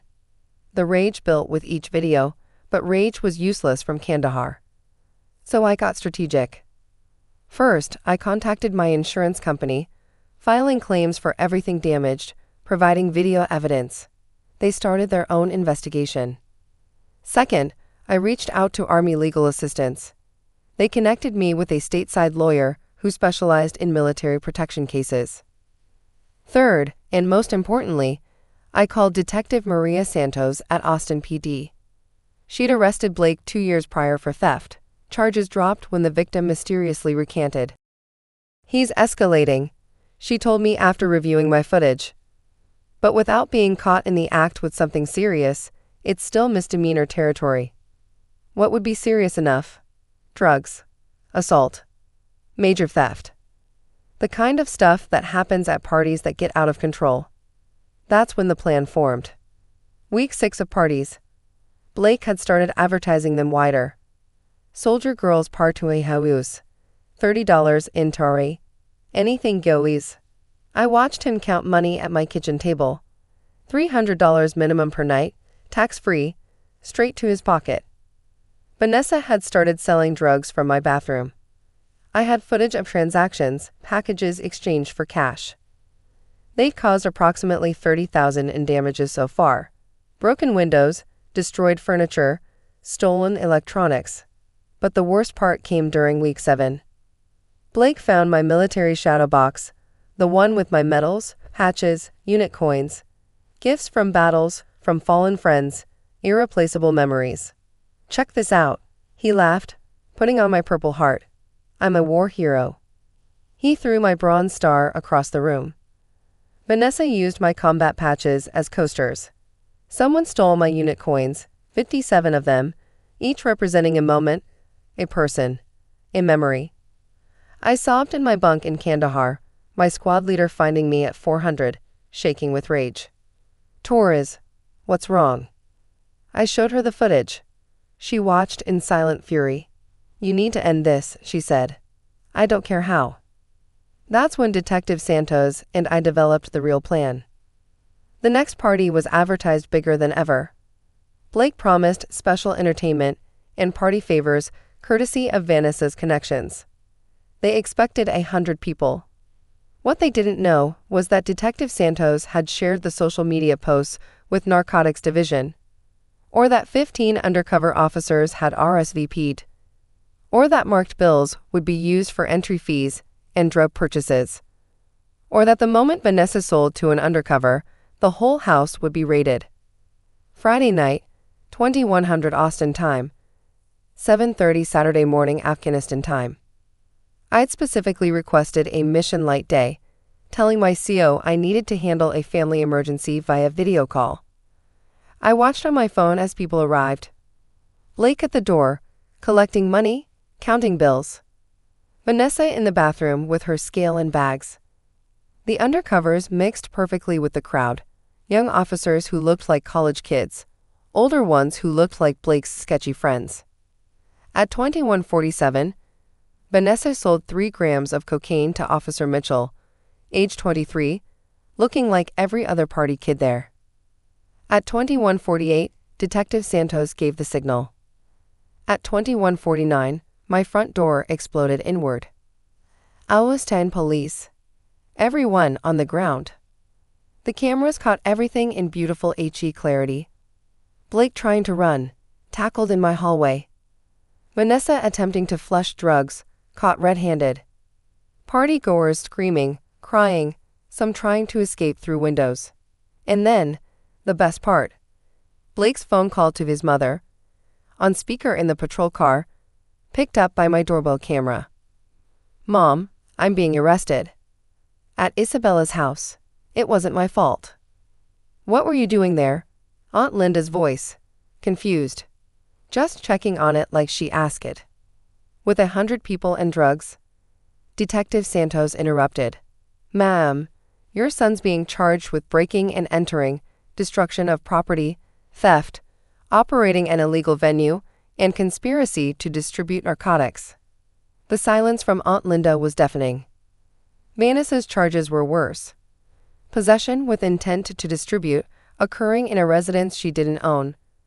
Around minors, several partygoers were 17. But the investigation didn't stop there. The forensic accountant my insurance company hired traced the money. Blake had made over $12,000 from the parties. Vanessa had made $8,000 from drug sales. All documented on their phones, which were seized as evidence. Then came the federal charges. Stealing military decorations, it turns out, is a federal crime. Destroying them is worse. The FBI got involved, and suddenly Blake wasn't looking at county jail. He was looking at federal prison. I testified via video link from Afghanistan at their preliminary hearing. The judge, a veteran himself, watched the footage of Blake wearing my Purple Heart as a joke. "Staff Sergeant Torres," he said, "what does that medal represent to you?" "I got it when an IED hit our convoy, Your Honor. I pulled 2 soldiers from a burning vehicle while injured. One of them died in my arms. That medal has his blood on the back of it." Blake started crying. Not from remorse, from fear. And the Bronze Star. Awarded for actions during a 72-hour firefight. "We lost 3 good people. That star represents them." The judge's face was stone. Blake got 5 years federal, 3 years state, to run concurrently. Vanessa got 7 years state. They were both ordered to pay full restitution, $43,000, plus my legal fees. But the story doesn't end with their arrest. During the investigation, police found something else in my house. My safe had been tampered with. Blake had been trying to break in for weeks. Inside that safe were my parents' death certificates, their military records, both were veterans, and something Blake didn't know about, documentation of the trust fund they'd left me, worth $200,000, designated for a house purchase. Blake had been searching for it. Aunt Linda admitted, after everything came out, that she'd told Blake about the money years ago, thinking I'd wastefully spent it all on the house. She didn't know I'd only used $60,000 for the down payment, investing the rest. If Blake had gotten into that safe, he would have found the investment accounts, the routing numbers, everything he needed to steal my entire inheritance. That's what he'd really been after. The parties were just opportunity crimes. His real goal was the big score. From my bunk in Afghanistan, I watched the final party through my cameras. Not Blake's party, but mine. Detective Santos and 5 officers who'd worked the case came to fix what they could. They'd raised money among themselves, matched by the department's victim fund. They repaired the walls, replaced broken items, restored my home. Detective Santos placed new medals in my shadow box, not the originals, those were gone forever, but ones donated by veteran officers who wanted to help. She placed them carefully, respectfully, understanding their weight. "Your home is secure, Sergeant," she said to my camera, knowing I was watching. "We fought your 6. I cried harder than I had during any firefight. When I returned from deployment 8 months later, my house was different but whole. The neighbors had maintained my yard. A veterans group had installed new security systems. Military grade, they joked. My unit had pooled money to replace what couldn't be recovered. Blake wrote me a letter from federal prison. 4 pages of excuses, manipulation, fake apologies, ending with a request for me to forgive and forget, and maybe put money in his commissary account. I sent it back with 2 words written across it: never again. Vanessa tried to contact me through her mother when she got out on parole after 3 years. She needed a place to stay, just temporarily, while she got back on her feet. I didn't respond. Aunt Linda still sends Christmas cards, acting like nothing happened. Family is family, she writes each year. Family doesn't destroy your home while you're fighting for your country. Family doesn't steal medals earned in blood. Family doesn't violate your sanctuary for profit. My real family? The soldiers who held me while I cried in Kandahar. The detective who fought for justice from Austin. The neighbors who testified at trial. The veterans who replaced what was stolen. That's family. Everything else is just DNA and disappointment. The house stands strong now, reinforced with more than security systems. It's protected by a community that understands service, sacrifice, and respect. And Blake. Last I heard, he's learning what it's like to live in a space you can't leave, surrounded by people you didn't choose, following rules you can't break. He's got 3 more years to think about the parties he threw in my home while I was overseas. I hope every day feels like a deployment he can't come home from. The leather CEO chair still smelled like his cologne, that obnoxious designer fragrance he started wearing after our Series B funding. I spun slowly, watching through the floor-to-ceiling windows as FBI agents escorted Nathan Cross out of the building we built together. His Italian suit looked less impressive in handcuffs. The employees we'd hired together, our work family he used to call them, pressed against the glass walls of the conference room, recording everything on their phones. My newborn daughter slept peacefully in her carrier beside me, blissfully unaware that Mommy had just orchestrated the complete destruction of the man who tried to steal everything we built. But I should start from the beginning. 8 weeks ago, when I thought Nathan Cross was still my best friend, my business partner, and the godfather to my unborn child. My name is Diana Winters, and 5 years ago, I co-founded NextGen Analytics with Nathan Cross. We met at a tech conference where I was presenting my revolutionary predictive analytics algorithm, and he was, well, networking. Nathan had the kind of magnetic personality that drew investors like moths to a flame. Silver tongue, perfect smile, and the ability to make anyone feel like they were the most important person in the room. Your algorithm is brilliant, he'd said, cornering me after my presentation, but you need someone who can sell it. Someone who speaks the language of money. He wasn't wrong. I could build algorithms that predicted market trends with 87% accuracy, but put me in a room with venture capitalists, and I turned into a stuttering mess. Nathan was everything I wasn't, smooth where I was awkward, charming where I was blunt, designer suits to my thrift store finds. We were perfect partners, or so I thought. For 4 years, our partnership thrived. I built the technology, refined the algorithms, and managed our team of developers. Nathan handled the investors, the clients, and what he called the face of the company duties. We split everything 50-50, though I'd written most of our core technology before we even met. By year 4, NextGen Analytics was valued at $5 million, with Fortune 500 companies lining up for our services. We have 30 employees, a gorgeous office in the financial district, and features in TechCrunch calling us the future of predictive analytics. That's when I made 2 announcements that would change everything. I was pregnant, and I was engaged to Marcus, our lead developer. Nathan's reaction was odd. He congratulated me, of course, threw us an engagement party at the office, and gave a touching speech about how I deserved all the happiness in the world. But something in his eyes had shifted, a coldness I'd never seen before. "How long will you be out for maternity leave?" he asked a week later, casual as could be while reviewing quarterly reports. 12 weeks, standard for the industry. That's a long time to be away from the company. I looked up from my laptop. Nathan, I'll still be available for major decisions, and I can work remotely for some of it. It's not like I'm disappearing. He smiled that megawatt smile of his. Of course not. I'm just thinking about the optics for investors. You know how traditional some of them can be. The comments continued over the following months. Little digs about pregnancy brain when I forgot minor details. Jokes about how I was nesting when I organized my files before leave.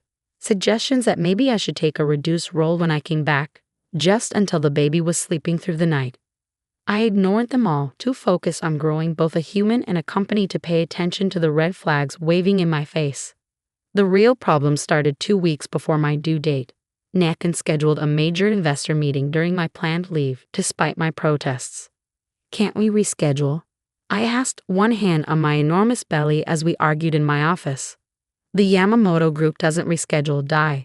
This could be our biggest contract yet, $2 million annually. We can't pass that up because of your personal situation. Personal situation. Like creating life with some inconvenient hobby. Then include me virtually, I can video in. With a crying baby in the background. That's exactly the unprofessional image we need to avoid. That's when Marcus, my fiancé, spoke up from where he'd been quietly coding. I'll record everything.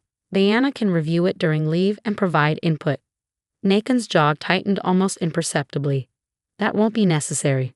I can handle it. 2 days later, my water broke in the middle of a code review. 23 hours of labor later, I held my daughter Sophia for the first time. She was perfect. 10 tiny fingers, 10 tiny toes, and a pair of lungs that could wake the dead. I sent Nathan a photo from the hospital. His response was a brief congrats, followed by a reminder about the Yamamoto meeting. For the first 2 weeks of leave, everything seemed normal. I received regular updates from Marcus and the team. Nathan sent daily reports, but they grew increasingly vague. When I asked for specifics about the Yamamoto negotiations, he'd deflect with comments about letting me focus on mommy duties. Then, 3 weeks into my leave, Marcus came home from work pale and shaking. I've been fired, he said, sinking onto our couch.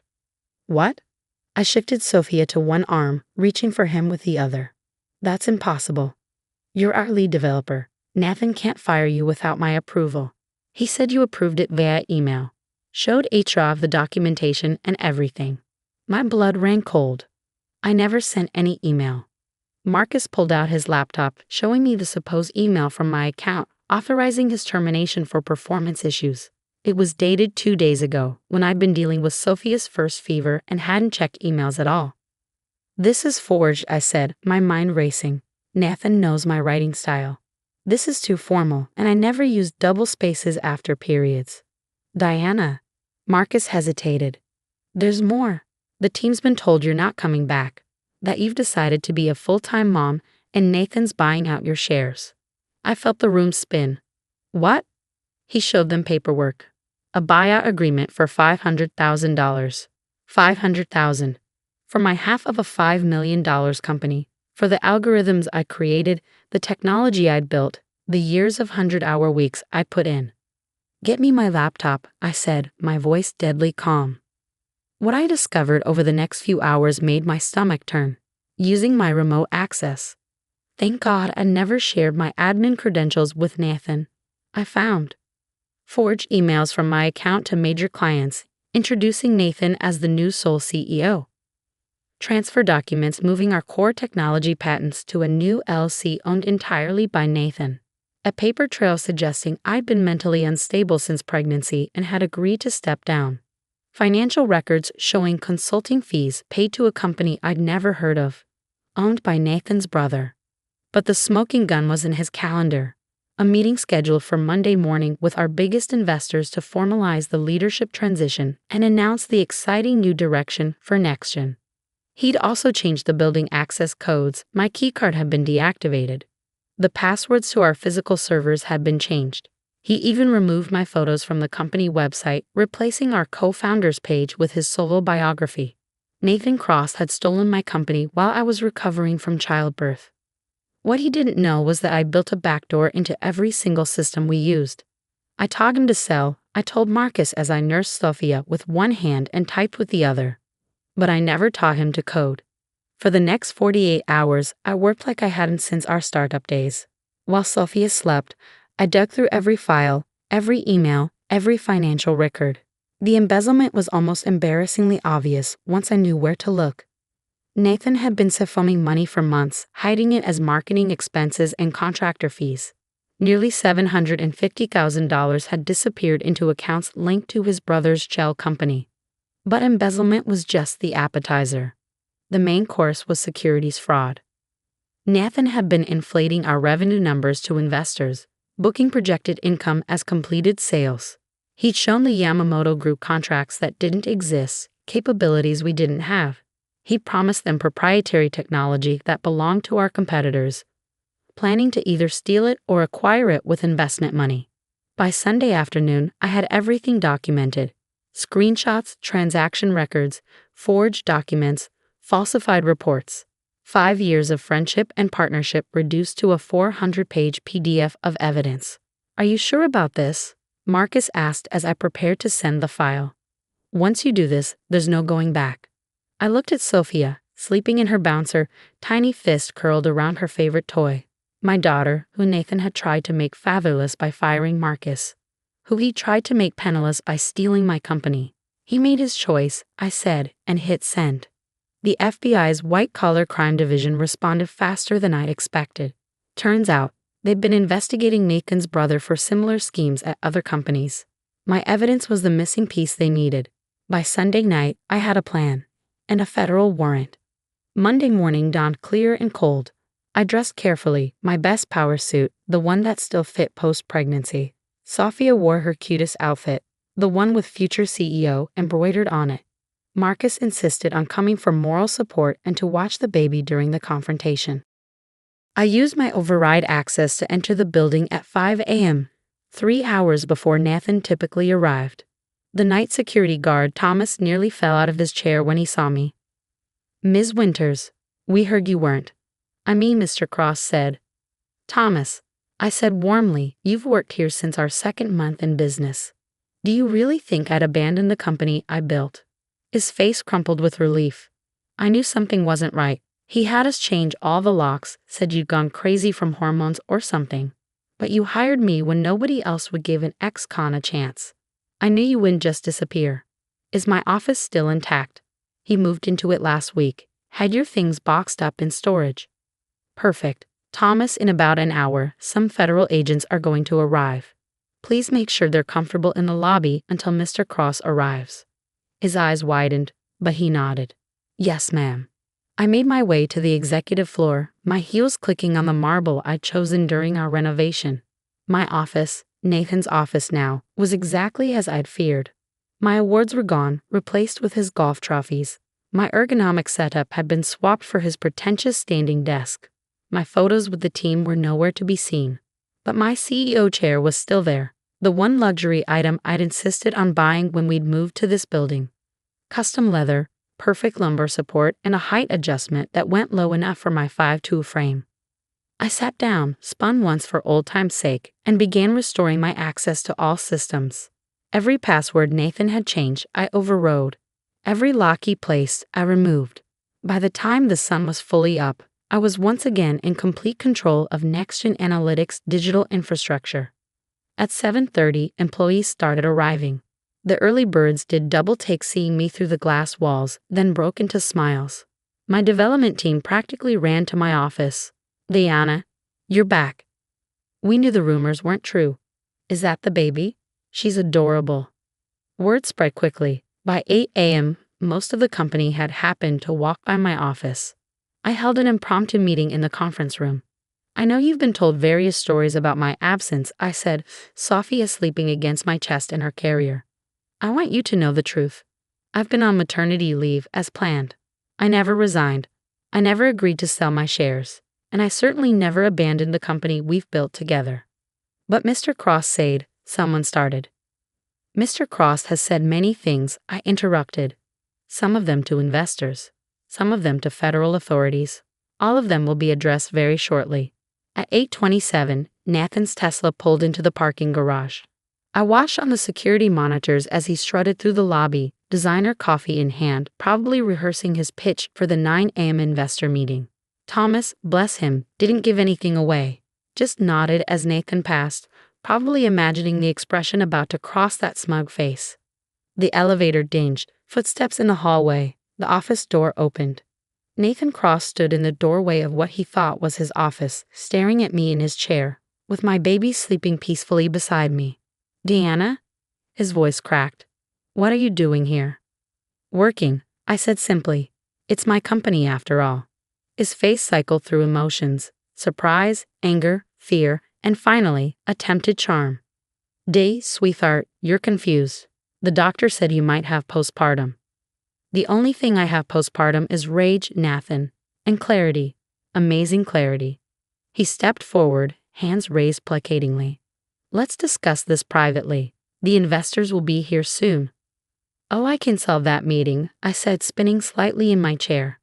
"Sent them all a lovely email from your account explaining how you've been showing them fraudulent numbers. Attached some evidence too." They were very understanding. Shocked, but understanding. The color drained from his face. "You don't know what you're doing. You're emotional." "The pregnancy." "Stop." My voice cut through his excuses like ice. "Stop talking about my pregnancy like it's a mental illness. Stop pretending you care about my well-being when you tried to steal my life's work while I was getting life. Just stop." He changed tactics, the Nathan special: when charm fails, intimidate. "You're making a mistake. I have contracts, legal documents, the board. The board of directors that consists of you, me, and 3 investor representatives." I pulled up the email on my screen. "They're very interested in the FBI investigation. Did you know falsifying financial documents to investors is a federal crime? Up to 20 years in prison." That's when he noticed the 2 men in dark suits standing behind him in the doorway. "Nathan Cross?" The taller agent stepped forward. "I'm Agent Williams with the FBI. We need to ask you some questions about your company's financial records." I need to call my lawyer." "You'll have that opportunity," Agent Williams said. "But first, we're going to need you to come with us." As they read him his rights, Nathan's eyes met mine. The charm was gone. The smile was gone. All that was left was the bitter realization that he'd been outplayed. "You planned this," he said as they cuffed him. "You knew I would." "I suspected. I corrected. The difference between us, Nathan, is that I prepare for contingencies. It's what makes me a good engineer. You prepare for applause. It's what makes you a good con man." They led him out through the office he tried to steal, past the employees he'd lied to, through the lobby of the building he tried to claim as his own. I followed at a distance, Sophia beginning to wake up for her morning feeding. The last thing Nathan Cross saw before they put him in the federal vehicle was me standing in the doorway of our building. My building, holding my daughter and wearing his CEO title like armor. The next few weeks were a whirlwind of legal procedures, investor meetings, and damage control. Nathan was charged with embezzlement, wire fraud, and securities fraud. His brother was arrested 2 days later. The full extent of their scheme was staggering. They'd done this to 3 other companies, leaving a trail of destroyed businesses and bankrupted founders. NextGen Analytics took a hit, of course. Some clients left, spooked by the scandal. But more stayed, impressed by how quickly we'd addressed the issue. The Yamamoto Group, furious at being lied to, gave us a chance to pitch our real capabilities. We won the contract, smaller than Nathan's fictional $2 million, but real and sustainable. Marcus was reinstated with a promotion and a raise. The employees who'd been laid off during Nathan's brief reign of terror were offered their jobs back. We implemented new financial controls, better oversight, and learning from my mistake. I never again gave anyone else access to critical systems. 6 months later, NextGen Analytics was valued at $8 million. Nathan Cross was sentenced to 12 years in federal prison. And Sophia? She learned to crawl in the office where her mother had learned never to trust too easily, never to let guard down completely, and never ever to underestimate a woman on maternity leave. Because we don't get pregnancy brain, we get pregnancy rage. And that rage, properly channeled, can take down any man stupid enough to mistake our creating life for weakness. My name is Diana Winters. I'm a mother, a CEO, and proof that the most dangerous person in any boardroom is the one who's been underestimated. Nathan Cross learned that the hard way, from his federal prison cell. I hope he remembers it every day for the next 12 years.